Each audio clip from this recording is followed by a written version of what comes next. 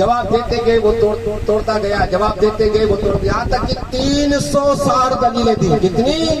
360 دلیلیں معمولی نہیں۔ آج تک کوئی چھوٹا موٹا مولوی یہ جواب نہیں دے سکتا نزاع کی حالت میں، لیکن ان کے اوپر ان کے شیخ کا کرم تھا۔ جانتے ہو آپ کے پیر و مرشد حضرت نجم الدین کبریٰ رحمۃ اللہ علیہ کئی دور و دراز مقام پر وضو فرما رہے تھے، وہاں سے لوٹا دیوال پہ پھینک دیا اور کہا اے فخر الدین رازی کیوں نہیں کہہ دیتے میں خدا کو بغیر کسی دلیل کے ایک مانتا ہوں۔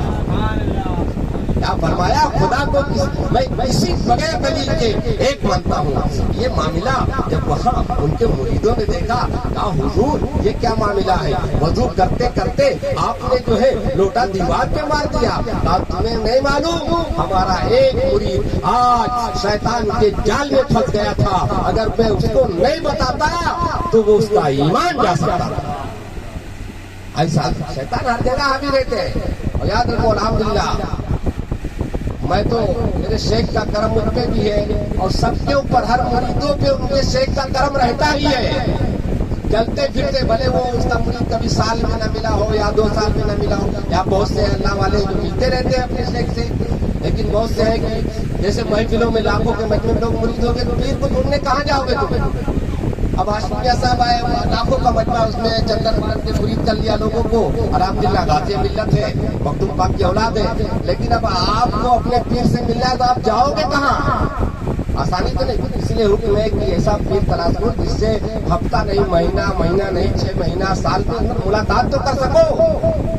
تو یہ معاملہ ہے۔ اور آگے بتا دوں آخری واقعہ، میں اپنی گفتگو ختم کر دوں گا انشاءاللہ۔ ہر جمعرات کو کچھ نہ کچھ بتانے کی کوشش کرتا ہوں، اور عمل کرو نہ کرو یہ آپ کا کام ہے۔ الحمدللہ رب کا اتنا بڑا کرم ہے کہ مجلسی گفتگو میں اگر کسی ایک بندے کو میں نے بات بتائی ہے تو آج تک کوئی ایسا بندہ نہیں ملا جس کی آنکھوں سے آنسو نہ آ گئے۔ میرے رب کا کرم ہے، اور یہاں بھی بتانے کی کوشش کرتا ہوں۔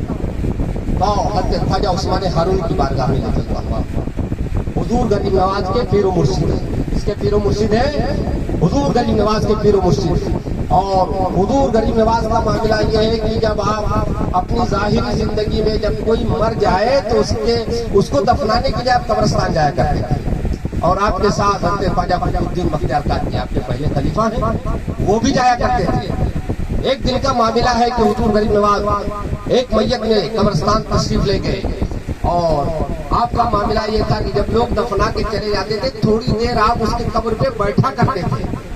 آپ لوگ دفنا کے چلے گئے، آپ اس کی قبر پہ بیٹھ گئے، مراقبہ کرنے لگے، اور اچانک حضور غریب نواز کھڑے ہو جاتے ہیں اور چہرے کا رنگ بدل جاتا ہے، چہرہ متغیر ہو جاتا ہے۔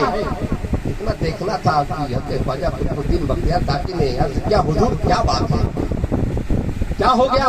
یا میرے شیخ، یا میرے پیر و مرشد، کیا معاملہ ہو گیا؟ چہرے کا رنگ کیوں بدل گیا؟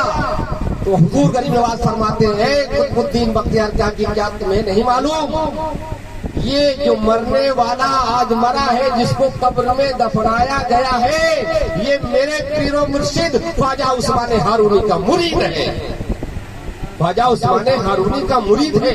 اور جانتے ہو یہ انسان بڑا گنہگار تھا دنیا کے اندر، نہ اس نے نمازیں پڑھی، نہ روزے رکھے، نہ حج کیے، نہ زکات دیے، نہ غریبوں کی مدد کی، نہ بیواؤں کی مدد کی، نہ یتیموں کی مدد کی، نہ پڑوسیوں کا خیال رکھا، نہ بڑے کا خیال رکھا، نہ چھوٹے کا خیال رکھا، اتنا بڑا گنہگار ہے۔ لیکن جانتے ہو جب یہ دفنایا گیا تو عذاب کے فرشتے اس کو عذاب دینے کے لیے قبر میں جیسے ہی آئے اسی اسنا میں میرے پیر و مرشد حضرت خواجہ عثمان ہارونی ایک ڈنڈا لیے فرشتوں کے درمیان کھڑے ہو جاتے ہیں۔ کون کھڑا ہو رہا ہے؟ خواجہ عثمان ہارونی کھڑے ہو رہے ہیں۔ اپنے بندہ مرید ایسا جو گنہگار ہے، مرید ایسا جو بدکار ہے، مرید ایسا جو سیاہ کار ہے، مرید ایسا جس نے دنیا میں کوئی نیک کام کیے نہیں، پھر بھی پیر دیکھو کتنی محبت کرتا ہے اپنے مرید سے، پیر کتنی عقیدت رکھتا ہے اپنے مرید سے۔ آپ کھڑے ہو جاتے ہیں، وہ عذاب کا فرشتہ بارگاہ خواجہ عثمان ہارونی میں عرض کرتے ہیں حضور آپ میرے راستے سے ہٹ جائیے، میں اس کو سزا دینے کے لیے آیا ہوں، رب کی طرف سے آیا ہوں۔ تو حضرت خواجہ عثمان ہارونی فرماتے ہیں کہ تم اس میرا یہ مرید ہے، اس کو ہم سزا نہیں دینے دیں گے۔ اللہ اللہ کیا فرما رہے ہیں کہ بھلے یہ گنہگار صحیح، سیاہ کار صحیح، بدکار صحیح، اس نے نہ نمازیں پڑھی، نہ روزے رکھے، نہ حج کیے، نہ زکات کیے، دنیا میں اس نے کوئی نیک کام نہیں کیا، لیکن جانتے ہو یہ خواجہ عثمان ہارونی کا مرید ہے، یہ خواجہ عثمان ہارونی کا مرید ہے، اس لیے ہم اس کو عذاب اس کے اوپر نہیں نازل ہونے دیں گے۔ ابھی فرشتوں میں اور خواجہ عثمان ہارونی میں تکرار ہو رہی تھی کہ رب دیکھ رہا ہے، رب کی رحمت جو ہے وہ جوش میں آتی ہے اور اپنے فرشتوں کو حکم دیتا ہے کہ چلے آؤ چلے آؤ، اب اس کے اوپر عذاب نہیں ہوگا، اس کے اوپر رحمتوں کی بارشیں ہوگی، اس کے قبر پہ اب عذاب نہیں ہوگا، کیونکہ یہ خواجہ عثمان ہارونی کا مرید ہے۔ یاد رکھو ایک گنہگار مرید جب قبر میں جاتا ہے تب بھی اس کا شیخ جاتا ہے اس کی مدد کے لیے۔ اسی لیے آپ کسی بھی مسلک سے مرید ہو، کسی بھی سلسلے سے، لیکن اپنے پیر کی محبت اپنے دل میں رکھنا، کبھی اپنے پیر کی شان میں گستاخی کرنے کی ضرورت نہیں کرنا، نہیں تو ایمان جانے کا خطرہ ہے۔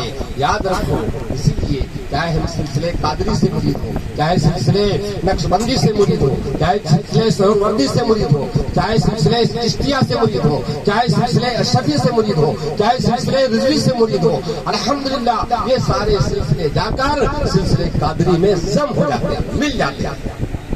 تو اپنے پیر کی محبت کو اپنے سینے میں رکھو، انشاءاللہ ان کے دعاؤں کے صدقے میں اللہ تعالی ہمارے ہر کام کو آسان بنا دے گا، ہر بگڑے ہوئے کام آسان بنا دے گا، اور الحمدللہ یہ